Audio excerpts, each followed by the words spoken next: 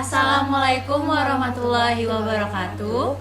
Saya Firda Maharani. Saya Nadia Amelia. Saya Suraya Anissa. Dan hari ini kami bakal mempresentasikan hasil kerja kelompok kami, yaitu dengan judul Strategi Komunikasi Pemasaran pada Live Streaming di TikTok. Langsung saja. Yang pertama, pendahuluan. Ada latar belakang. Strategi komunikasi pemasaran menjadi alat yang sangat penting dan mulai diperhitungkan dengan serius dalam sistem pemasaran online untuk menjawab tantangan-tantangan tersebut, di mana cara penyampaian ke konsumen menjadi hal yang sangat penting.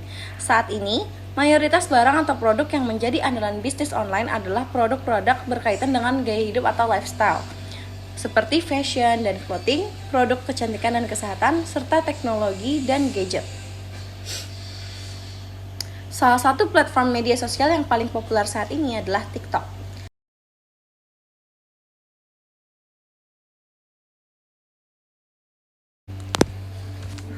Baik, selanjutnya saya akan menjelaskan tentang kajian pustaka. Dalam kajian pustaka ini kita akan menjelaskan apa itu komunikasi pemasaran, strategi komunikasi pemasaran, dan apa itu aplikasi TikTok. Yang pertama, kita akan membahas tentang komunikasi pemasaran. Komunikasi pemasaran merupakan sarana di mana perusahaan menginformasi, membujuk, dan mengingatkan konsumen secara langsung maupun tidak langsung tentang produk, merek yang mereka jual. Komunikasi pemasaran dapat memberitahu atau memperlihatkan kepada konsumen tentang cara dan kegunaan suatu produk dan cocok untuk serta kapan saja digunakan. Yang kedua, strategi komunikasi pemasaran. Strategi komunikasi pemasaran merupakan salah satu langkah awal dalam mengenalkan produk kepada calon konsumen hingga mendapat keuntungan dari apa yang telah direncanakan. Lalu, strategi komunikasi pemasaran merupakan perencanaan dengan menggunakan komunikasi sebagai alat dan sarana untuk menyampaikan pesan dari suatu perusahaan atau organisasi kepada halayak yang dituju. Lalu kita masuk kepada apa itu aplikasi TikTok.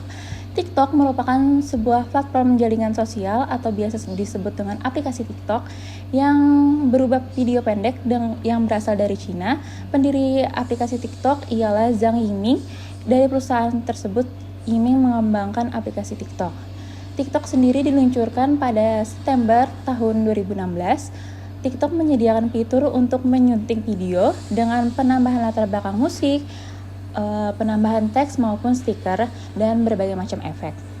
Lalu selain untuk mengunggah video atau foto, TikTok juga melakukan live streaming sehingga belanja online yang mana fitur tersebut dinama TikTok Shop. Selanjutnya akan dijelaskan oleh Suraya Anissa. Kemudian saya akan menjelaskan bab ketiga, yaitu metodologi penelitian. Dalam metodologi penelitian, desain penelitian yang kami gunakan mini riset ini dilakukan untuk mengetahui bagaimana kegunaan fitur live streaming yang disediakan dari aplikasi TikTok pada komunikasi pemasaran secara kolektif. Kemudian yang kedua, ada subjek penelitian. Subjek dari penelitian kami ini adalah pedagang-pedagang di media sosial TikTok yang menggunakan fitur TikTok live streaming untuk dagangannya. Kemudian metode penelitian yang kami gunakan untuk penelitian ini yaitu metode kualitatif.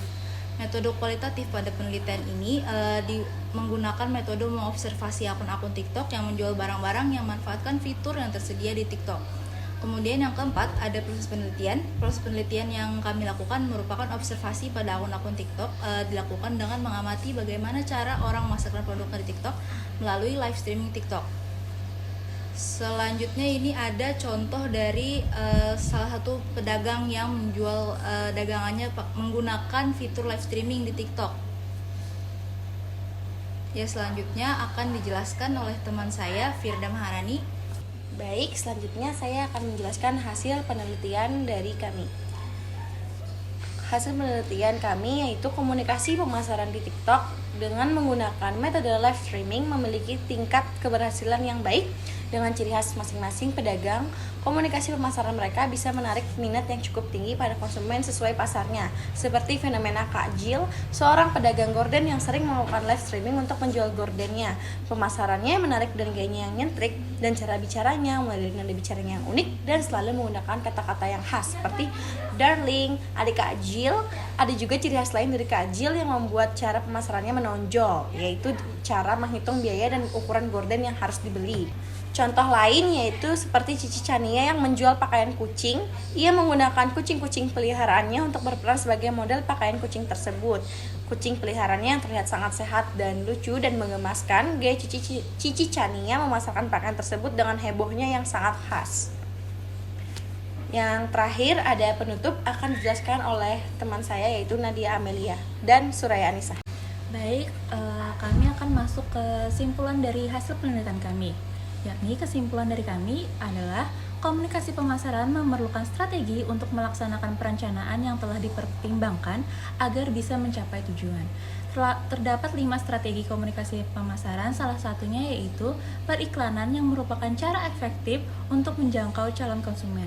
Banyaknya pengguna aplikasi TikTok membuat para produsen tertarik untuk melakukan pemasaran di aplikasi ini agar lebih menjangkau halayak yang lebih banyak, terutama kalangan muda. Untuk kesimpulan lanjutannya, komunikasi pemasaran di TikTok menggunakan metode live streaming memiliki tingkat keberhasilan yang baik dengan ciri khas masing-masing dari pedagang. Komunikasi pemasaran mereka bisa menarik minat yang cukup tinggi pada konsumen sesuai pasarnya. Banyak pedagang yang menggunakan fitur live streaming di TikTok, mulai dari pedagang pakaian, tas, sepatu, dan masih banyak lagi barang yang dijual di TikTok menggunakan fitur live streaming. Pengguna bisa menggunakan live streaming dari penjual apa saja sesuai yang diinginkan oleh pengguna. Selanjutnya ada saran dari kelompok kami. Saran yang dapat diberikan sebagai bahan masukan atau pertimbangan bagi perusahaan sehubungan dengan hasil penelitian ini adalah seharusnya lebih memperhatikan strategi komunikasi pemasaran dengan baik agar sesuai sasaran dari tujuan yang telah direncanakan sebelumnya, sehingga pemasaran terlaksanakan dengan efektif, yang mana bisa meningkatkan image produk dan perusahaan menjadi lebih baik. Baik, sekian presentasi dari kami. Selanjutnya ada sesi tanya-jawab. Baik, saya akan menjawab pertanyaan pertama yaitu kenapa memilih kedua pedagang tersebut sebagai contoh dalam penelitian kami.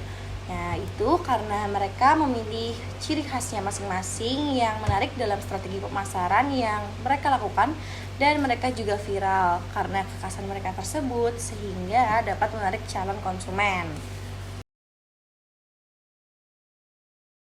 Baik, di sini saya akan menjawab pertanyaan kedua, yaitu bisa disebutkan dengan lengkap 5 strategi komunikasi pemasaran.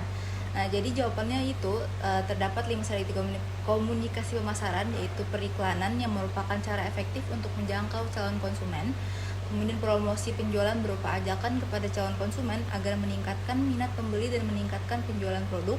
Kemudian hubungan masyarakat dan publisitas dalam menawarkan produk berupa berita dan gambar sehingga menjangkau pembeli yang menghindari promosi produk dari iklan. Kemudian penjualan personal merupakan cara yang lebih interaktif dan menciptakan hubungan baru dengan pembeli. Selanjutnya, pemasaran langsung dapat menyesuaikan dan dilakukan secara cepat juga interaktif sehingga dapat menarik sasaran tertentu. Baik, sekian dari presentasi kami dan terima kasih atas pertanyaannya. Mohon maaf banyak kesalahan kata atau kekurangan dalam penelitian kami. Terima kasih. Wassalamualaikum warahmatullahi wabarakatuh.